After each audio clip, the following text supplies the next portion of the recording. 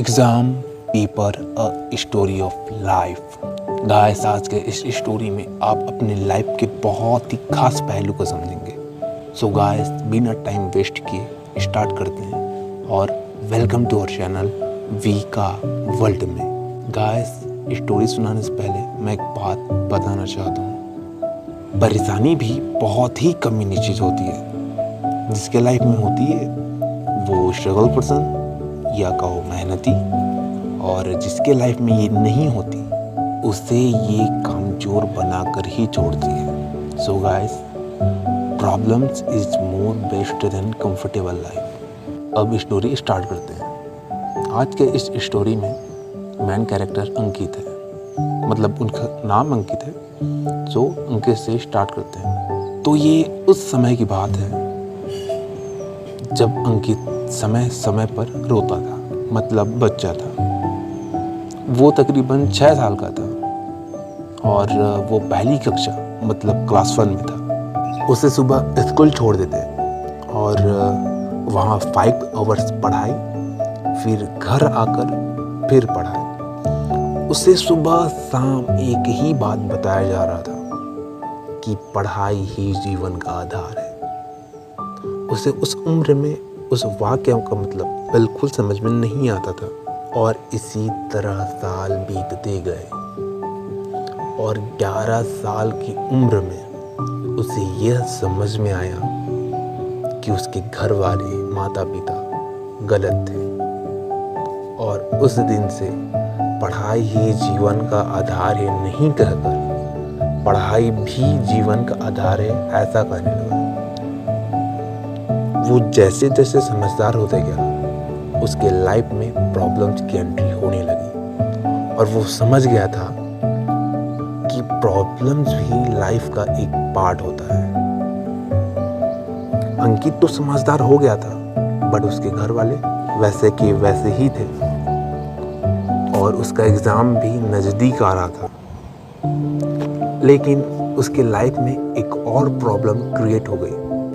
वो जिस दिन से ऐसा कहने लगा कि पढ़ाई भी जीवन का आधार है, उस दिन से उसकी पढ़ाई थोड़ी डाउन हो गई और उसका ध्यान बाकी चीज़ों जैसे टेक्नोलॉजी, हैकिंग, सॉफ्टवेयर, साइकोलॉजी, इस तरह की बाकी चीज़ों पर जाने लगा। हालांकि उसे पता था कि इन चीज़ों पर टाइम स्पेंड करने से अच्छा है कि मैं पढ़ लूँ, पर वो नहीं पढ़ पाता। हम भी इसी तरह से करते हैं। हम जानते हुए भी वो काम नहीं करते जिससे हमें सफलता प्राप्त होगी, और वो फालतू काम करते हैं जो यूजलेस है। हर इंसान जानता है कि कोई भी काम करने से क्या प्राप्त होगा। वो बात अलग है कि कोई काम ऐसा होता है जिसे करने के बाद ही पता चलता है कि इसके बाद क्या होगा। लेकिन अधिकतर ऐसे काम होते हैं जिन्हें करने के बाद निश्चित हमें सफलता प्राप्त होगी, पर हम वो नहीं कर पाते हैं। ऐसी बहुत से इंसानों की समस्या है। और धीरे धीरे दिन बीतते गए और उसके एग्ज़ाम का दिन आ गया। उस दिन वो बहुत ही नर्वस, टेंशन और भयभीत था।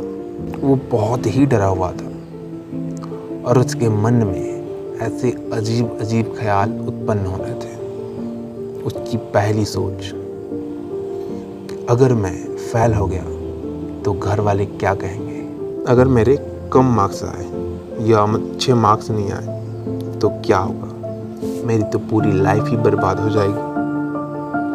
इसी तरह बेकार सोच सोच कर वो अपना एग्ज़ाम कंप्लीट तो कर लेता है, बट जो बेचैनी है वो उसे दिन दिन सता रही थी।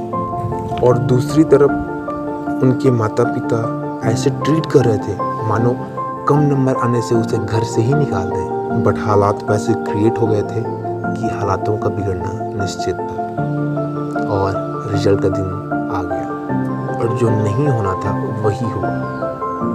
उसके 12th बोर्ड में 60.73% आया, जो कि घर में जितने भी बच्चे हैं उनसे काफ़ी कम था। लगभग सभी बच्चों का 94 अबव था। इसे देखने के बाद अंकित 3 दिन तक सदमे में था।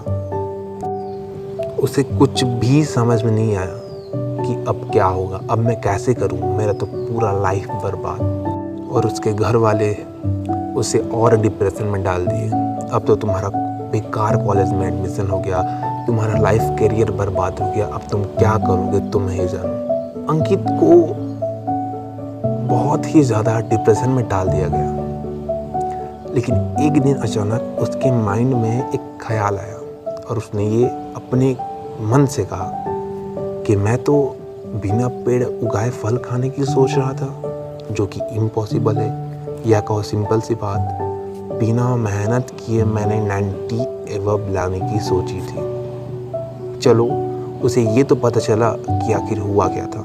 अब उसे एक राह मिली कि आगे क्या करना है। लेकिन उसके लाइफ में समस्याओं का रेगिस्तान अभी भी बिछा हुआ था।